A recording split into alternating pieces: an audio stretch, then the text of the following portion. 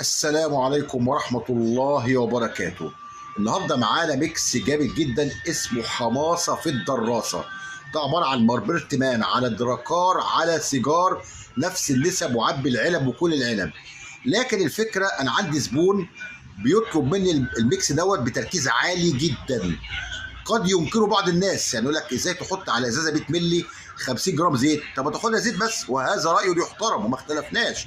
واحد ممكن نعمل تركيز 20%، 25%، 30%، لكن هو بياخدها كده 50 جرام في ال 100 مللي عشان ما تركيزها عالي يا غالي ويبقى في العلالي. هتجيب ازازه 100 مللي، هتحط 16 جرام سيجار. ازازه 100 مللي هتحط 16 جرام سيجار و17 جرام مربرت مان و17 جرام دراكار.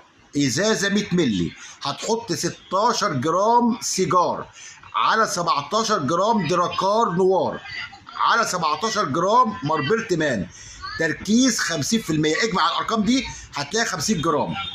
ميكس حماصه في الدراسه، ميكس جامد جدا جدا جدا جدا جدا جدا، وبيطلب بالاسم وبيثبت على الهدوم والجسم. ميكس ده جربه جامد جدا.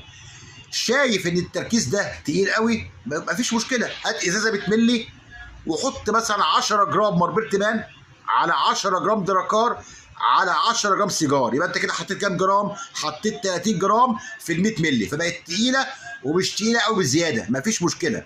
لكن احنا بنتكلم عن اوردر بيطلب مني، زبون بيطلب مني الميكس دوت بتركيز 50%، بالانجلش 50%. 50 ايه بيرسنت، 50%. لكن انت بقى ممكن تعملها تحط 20 جرام وتوزع ال 20 جرام دول على المربرت مان والدراكار والسيجار، تحط مثلا 7 و7 و6.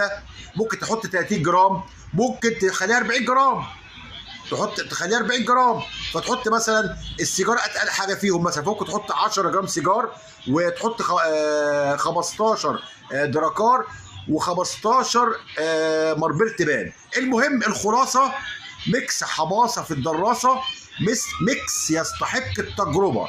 مربرت مان على دراكار على سيجار، نفس النسب وعبي العلب وكل العنب، والنسب متساويه والطلبيه في الحاويه ورايحه الويل والزاويه، واشرب تلي وكراويه. كان معكم زغلول البطوطي عاشق الميكسات. وبص يا عمي، ميكسات العطور بتجري في دمي. بص يا خالي، ميكسات العطور مقامها عالي. بص يا صديقي، ميكسات العطور يا طريقي. بص يا معلم، جرب ميكس حماصه في الدراسه وبعدين اتكلم. والسلام عليكم ورحمه الله وبركاته.